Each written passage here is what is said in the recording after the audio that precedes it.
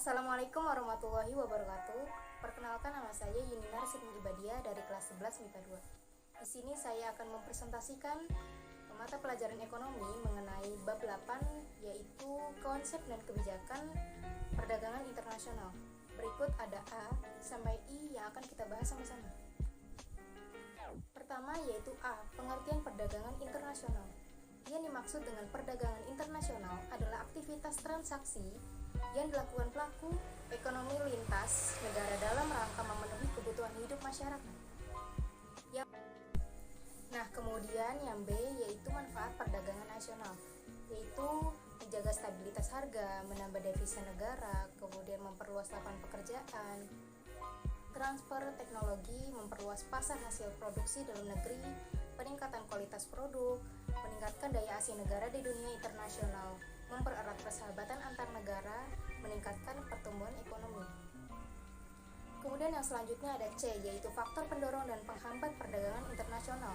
Yang pertama kita bahas dulu yaitu faktor pendorong perdagangan internasional, yaitu meliputi perbedaan sumber daya alam, perbedaan sumber daya manusia, keuntungan dari adanya spesialisasi, selera produksi produk, perbedaan teknologi, kemampuan negara memproduksi barang atau jasa, perbedaan biaya produksi, perbedaan sosial dan kebudayaan. Kemudian yang kedua yaitu kita lanjut ke faktor penghambat dari perdagangan internasional, yaitu meliputi kebijakan proteksi oleh pemerintah, kemudian apresiasi mata uang dalam negeri, kualitas sumber daya yang rendah, perbedaan sistem pembayaran antar negara yang sulit dan resikonya tinggi, terjadi peperangan, kemudian proteksi wilayah regional, kemudian yang terakhir adanya jarak antar negara atau biaya transportasi. Selanjutnya yaitu ada D. D yaitu teori perdagangan internasional. Yang pertama yaitu teori klasik atau teori lama, yaitu meliputi A, yaitu teori keunggulan mutlak atau absolut, yaitu dikemukakan oleh Adam Smith, yang dijelaskan yaitu pertukaran antara dua negara jika setiap negaranya memiliki keunggulan dan memproduksi barang tertentu. Yang B yaitu teori keunggulan komparatif atau comparative advantage, ya, yang dikemukakan oleh David Ricardo. Dijelaskan bahwa suatu negara yang mempunyai keunggulan yang lebih besar pada suatu jenis barang dibandingkan barang lainnya. Kemudian yang kedua adanya teori modern. Teori modern ini dikemukakan oleh Bertie Ohlin, dikenal juga dengan teori Hedgeker-Ohlin atau teori HO.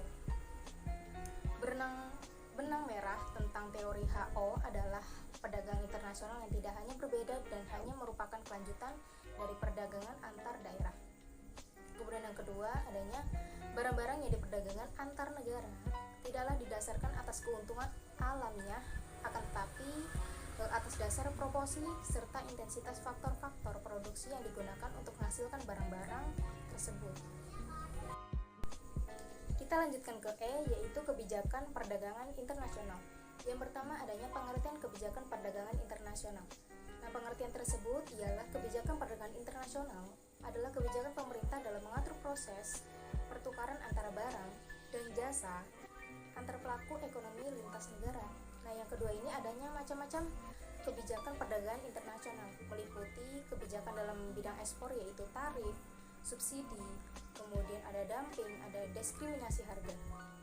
Kemudian kebijakan dalam bidang impor yaitu ada larangan impor dan kuota. Lanjut kita masuk ke F, yaitu tujuan kebijakan perdagangan internasional, yaitu meliputi meningkatkan pertumbuhan ekonomi, melindungi produksi dalam negeri, kemudian menyehatkan neraca pembayaran. Kita lanjut ke G, yaitu alat pembayaran dan cara melakukan transaksi perdagangan internasional, yaitu yang pertama alat pembayaran perdagangan internasional yaitu uang tunai, kemudian barang dan juga emas. Dan yang kedua cara pembayaran internasional itu seperti apa? Cara pembayaran internasional itu pembayaran tunai, kemudian wesel, kemudian ada pengiriman cek, dan yang keempat adanya letter of credit. Kita masuk ke neraca perdagangan internasional. Apa sih pengertian dari neraca perdagangan internasional? Neraca perdagangan internasional adalah catatan yang tersusun secara sistematis mengenai seluruh transaksi ekonomi internasional yang meliputi perdagangan barang atau jasa, transfer keuangan, dan moneter antara produk suatu negara dengan produk lainnya dalam jangka waktu tertentu. Biasanya itu dilakukan dalam 1 tahun. Nah, yang kedua ini adanya tujuan dan fungsi neraca pembayaran. Yang pertama kita bahas dulu yaitu tujuan neraca pembayaran. Tujuan neraca pembayaran ini yaitu memberikan informasi kepada pemerintah mengenai posisi negara di perdagangan internasional dan posisi pembayaran internasional. Selanjutnya adanya membantu pemerintah dalam menetapkan kebijakan fiskal dan moneter, lalu merupakan alat untuk mengatur besarnya utang dan piutang negara. Kemudian ada juga merupakan alat untuk mengatur struktur dan komposisi transaksi ekonomi suatu negara dengan dunia internasional. Dan yang terakhir, mengukur keadaan perekonomian dan posisi keuangan internasional suatu negara. Selanjutnya yaitu kita bahas mengenai fungsi neraca pembayaran. Fungsi neraca pembayaran itu ada 4 hal yang harus kita ketahui, yaitu alat pembukuan dan alat pembayaran di luar negeri. Kemudian yang kedua yaitu alat untuk menjelaskan pengaruh transaksi luar negeri terhadap negara pendapatan nasional. Yang ketiga yaitu alat untuk mengukur keadaan perekonomian dalam hubungan internasional di dalam suatu negara.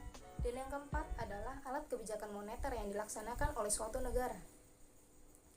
Yang ketiga adanya komponen neraca pembayaran. Yang pertama yaitu transaksi berjalan. Transaksi berjalan ini meliputi ada 2, yaitu neraca perdagangan dan neraca jasa. Kemudian yang kedua adanya transaksi modal, dan yang ketiga adanya neraca moneter. Yang keempat kita bahas.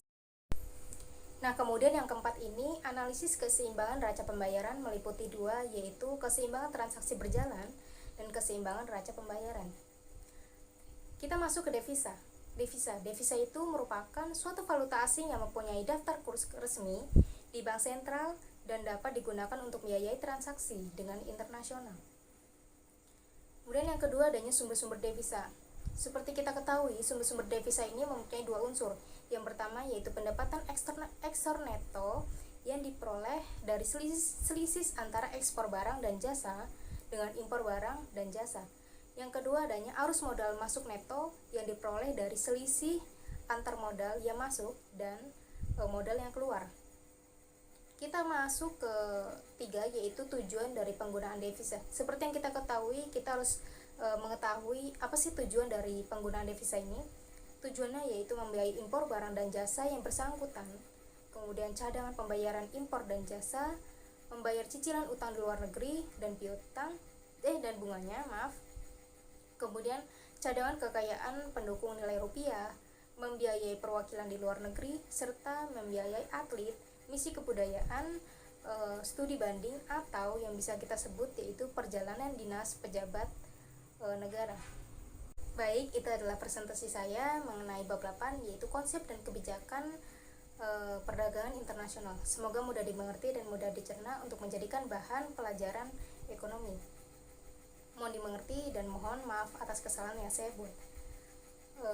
Terima kasih. Wassalamualaikum warahmatullahi wabarakatuh.